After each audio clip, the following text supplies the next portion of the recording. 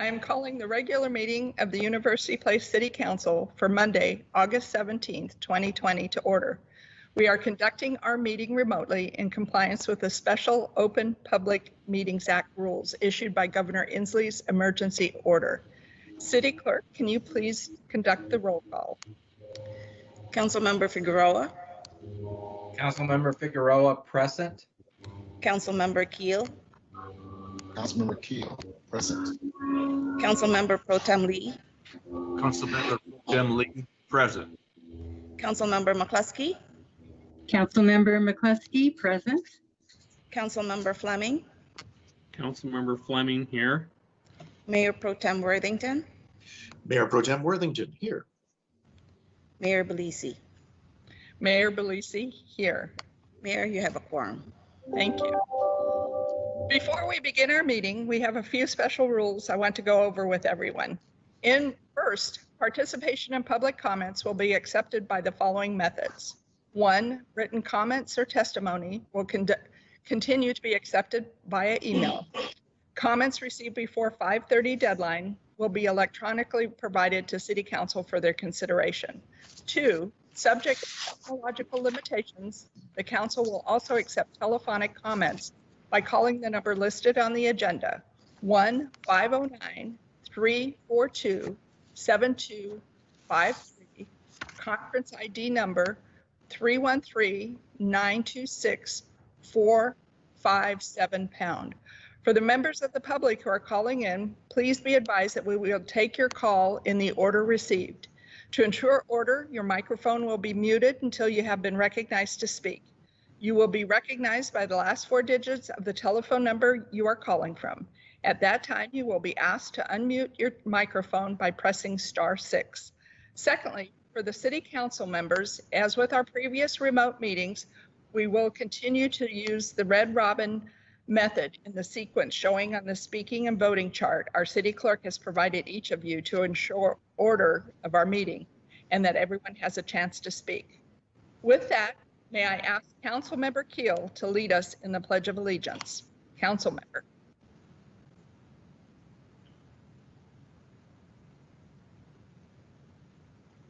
I pledge allegiance to the flag of the United States of America and to the republic for which it stands, one nation, under God, indivisible, with liberty and justice for all.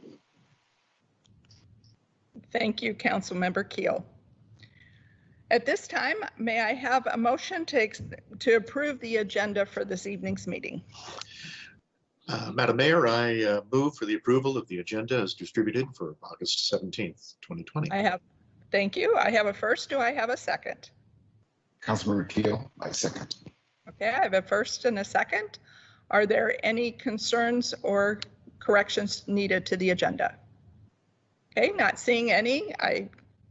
The agenda is approved as presented. This evening, I'm very honored that our police chief is joining us. He has a presentation to one of our UP citizens. He's providing a citizen taking action against crime report. With that, Chief Primo, you are up. I'm up. Thank you, Mayor, council members. Good evening, everyone. Yes, tonight I would like to take a moment to recognize a local citizen. Her name is Hanali Takanen, which I believe she's on the line with us. I don't know if you can see her picture or not, but she is listening, I know. There she is. So as you know, and hopefully the community knows, that community policing is a major component of the University Place Police Department. And a part of community policing is that partnership with the community. To be effective in true crime prevention and fighting crime in our communities, it's not just a police thing. It takes the community to get involved for us to truly be successful at it.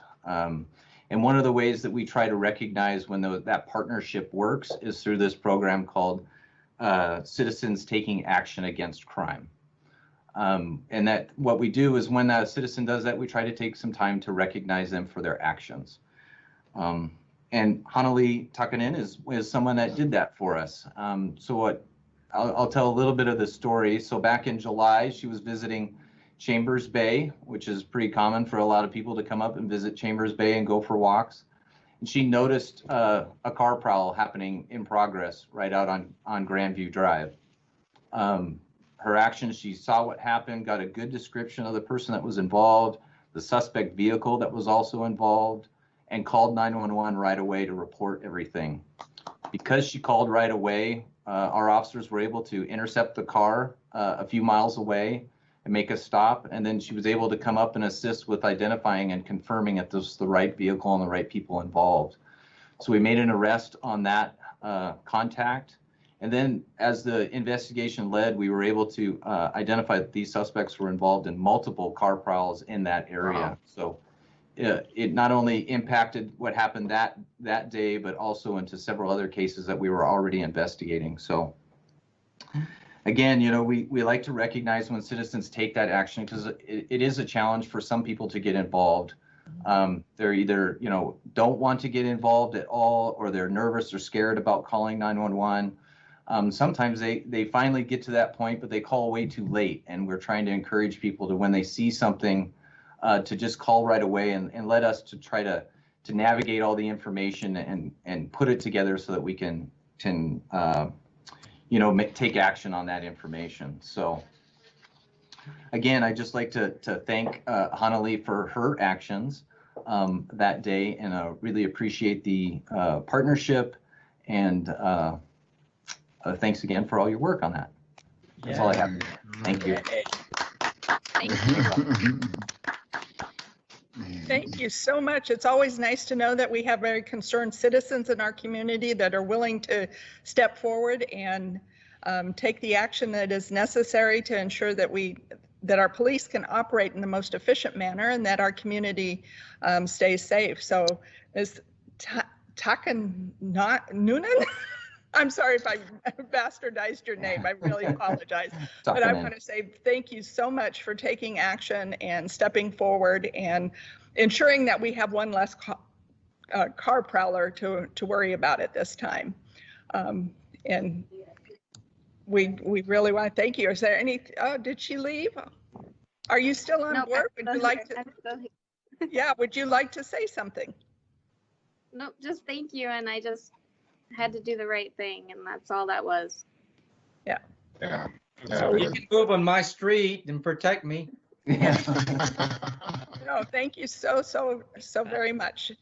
And I wish we could all thank you in person. Yeah. Except our distance thanks here. Yeah. Thank you for showing up to our meeting this evening. Thanks for having me. All right. At this time, we did not receive any public comment via email, so we will bypass that item on our agenda this evening. And I don't believe we have any citizens on our feed here that need to speak at this time. So I'll move on to our next agenda, which is our consent agenda. Do I have a motion to accept the consent agenda as proposed? Mayor Bellisi, Mayor Pro Tem Worthington, I move to approve the consent agenda as proposed.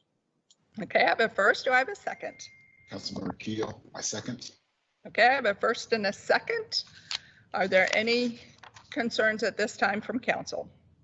Okay, not seeing any, the consent agenda is approved unanimously. Thank you very much. So at this time, we are moving on to our city manager and council comments. Mr. Sugg, do you have your city manager report at this time? I do, Mayor, members of the council and the public watching. I'd like to give an update on the Coronavirus Aid, Relief, and Economic Security Act, otherwise known as the CARES Act, that Congress passed on March 27th of 2020. They passed a $2 trillion CARES Act, which provided $150 billion to states, local, and tribal governments. To Washington, the money distributed to Washington State went to the various cities. The allocation to the city of University Place, which the city council officially accepted on July 6th of this year, was $992,700. The city council at that same July 6th meeting established a grant program to distribute grants for business relief, human services, and city COVID-related expenses. Up to $400,000 was appropriated by the council for business relief funds to provide financial assistance for those UP businesses who experienced a minimum of 25% revenue loss from COVID-19.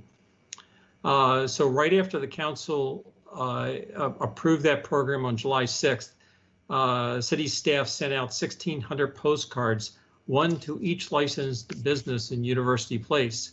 And then we set up a 2-week application period, and we received applications between July 8th and July 22nd. The total number of applications received from businesses and nonprofits was 70. There was 2 of those applications received were from nonprofits. The rest were from businesses. $346,000. Now you allocated up to $400,000. The amounts that the businesses qualified for totaled $346,000, so almost the entire amount, and has been distributed for business relief. Those checks, I believe, just went out. The agreements and contracts and paperwork all had to be signed, and I co-signed on behalf of the city, and then the applicants had to sign. There was 2 tiers of business relief. Tier 1 businesses received, in total, there was 20 Tier 1 businesses, and they received in total $212,000. That's cumulative.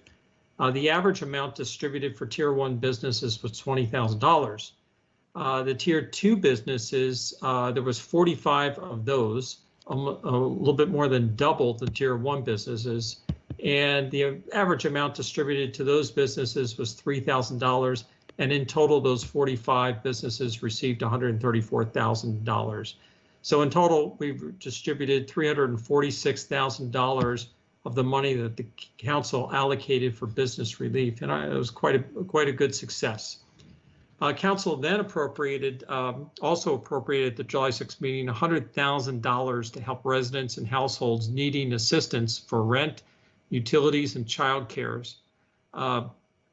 So the city, to distribute that money, we went and entered into an agreement with the University Place-based Families Unlimited Network, which provides assistance, and it's been in business for quite a long, as a nonprofit organization that does that's able to do outreach, application review, and disbursement to needy individuals on behalf of the city.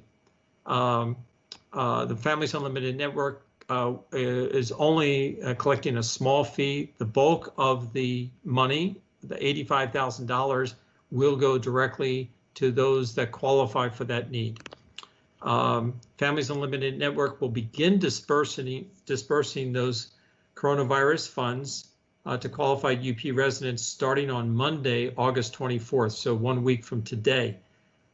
City staff has agreed to begin phased marketing on behalf of the Families Unlimited Network to spread the word to University Place residents.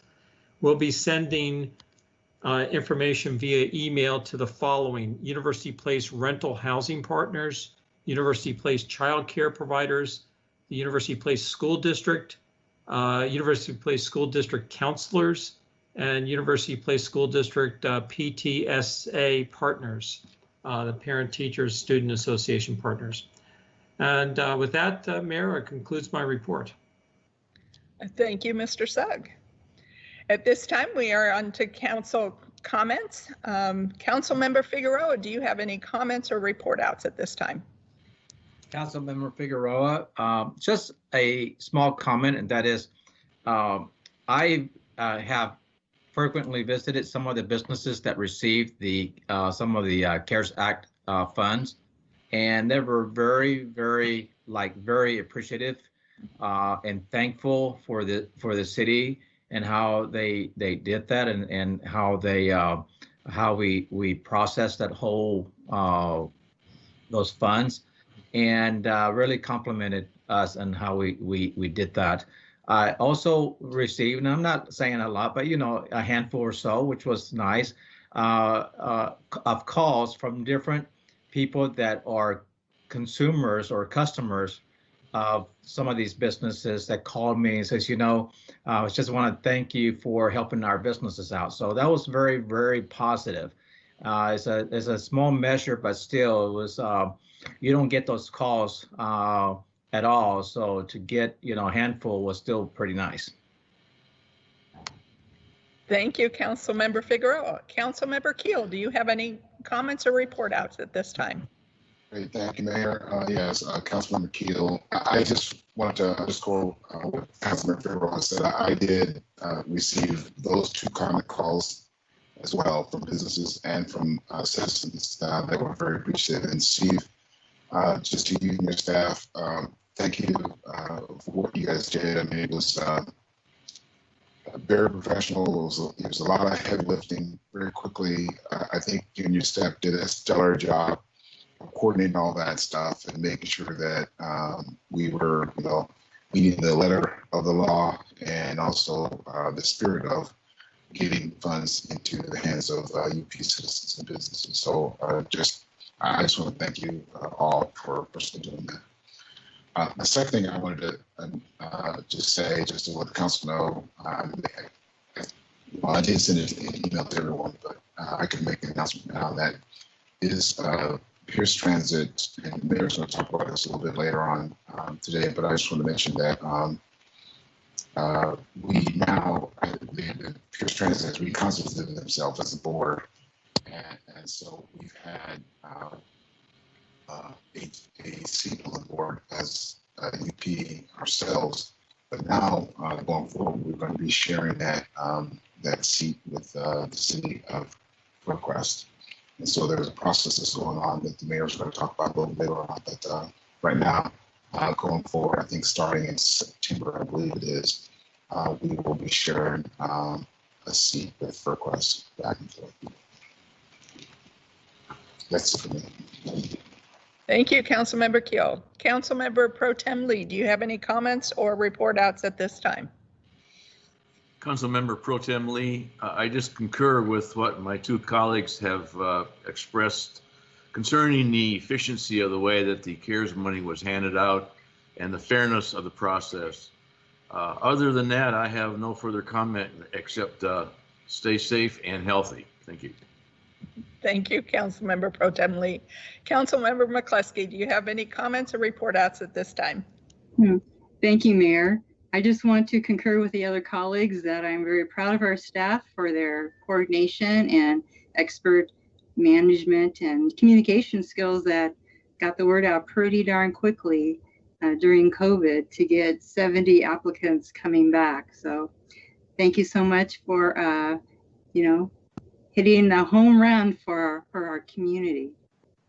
And also I'd like to congratulate Councilmember Figueroa on his next step up into the general election. So I think he was going, I misspoke. Yep, erase. Can we repeat? Back to square one. So maybe it's condolences to Javier. So I'll conclude my remarks at this point. Thank you. Say no more. All righty. Well, I was rooting for you, kiddo. My heart's in there, still is for you. Okay, thank you, Councilmember McCluskey. Councilmember Fleming, do you have any comments or concerns at this time? Thank you, Madam Mayor. Dovetailing on Councilmember Klosowski's McCluskey's, sorry about that, comments there. Javier, win or lose, the citizens get to benefit from your continued experience. So we remain grateful either way on that. Again, echoing, batting cleanup for the council, but echoing the comments of everyone before me.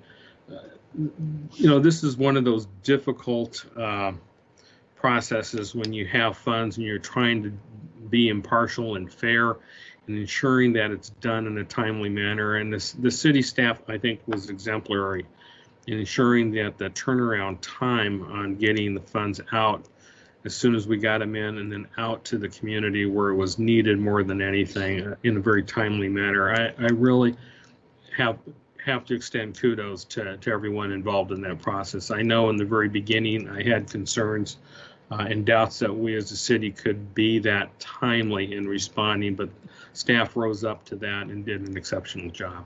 So, thank you. Thank you, Councilmember Fleming. Mayor Pro Tem Worthington, do you have any comments or report outs?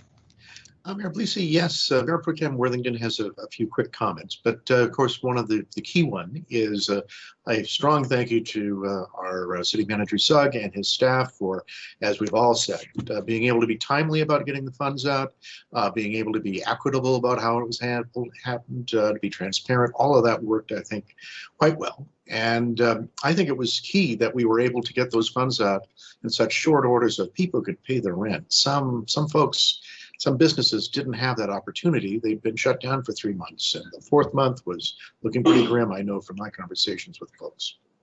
It's a great job, and as others have said, they've made me proud to be associated with them. Another item I wanted to put some thanks out for was with the county executive and the county council for providing coronavirus testing here in UP, something we've had 2 test sites over the last 10 days. And appreciated making that available to our citizens and other citizens, but certainly convenient to the citizens of UP. Great, thanks, Mayor. Thank you. Councilmember Figueroa, I see you have your hands up. Just a short one that I noticed, and I know all of our council members noticed, but also some of our businesses and constituents noticed, and that is our We're Open campaign that the staff did with us businesses really has been effective. It was nice. It was noticeable. So I just want to thank staff for doing that campaign. Thank you. Thank you, Councilmember Figueroa. Well, as stated earlier by Councilmember Keel, the Pierce Transit Board has done some reallocations for their voting membership. And one of those is the shared position of University Place and Fircrest. And there was requests on the behalf of Pierce Transit that we submit a nomination for that board between University Place and Fircrest. And given that Councilmember Keel is currently on the board, it only makes sense that he continue that position, given that he's on the board, and it would kind of mess things up. So with that, we're going to be submitting his name as our candidate to share that joint position. And then at the end of his term, we will then switch it over to Fircrest. So we'll kind of alternate between University Place and Fircrest as far as representation goes on that. There was some extensive information provided to our city clerk on this, and I will request that she scan the letter and send it to you on email so that you are aware of what changes were made to the entire bylaws of Pierce Transit. But the biggest impact, of course, was the reallocation of the voting positions. I just wanted to update you on that. And then you guys all notice that I have balloons behind me. It's because University Place is celebrating their 25th anniversary, believe it or not, even though we are all locked in and we have no social distancing going on or any activities and stuff. We still wanted to take into account that we are celebrating our 25th. So with that, I have a little spiel here, and that is that the poet Robert Burns told us that the best laid plans of mice and men often go awry, and boy do they. And has that ever been more true than in 2020. So from weddings and graduations to milestone anniversary celebrations, many plans have fallen by the wayside this year, including our plans for a large community-wide celebration to mark our 25th birthday as an incorporated city. We had many, many accomplishments to celebrate, as well as bright plans for our future that we wanted to share as a result of our Imagine 2045 efforts. And although we can't do it in person this month as we had originally planned, we will celebrate together when it is safe for us to do so. So fingers crossed, 2021, we will celebrate our 25th.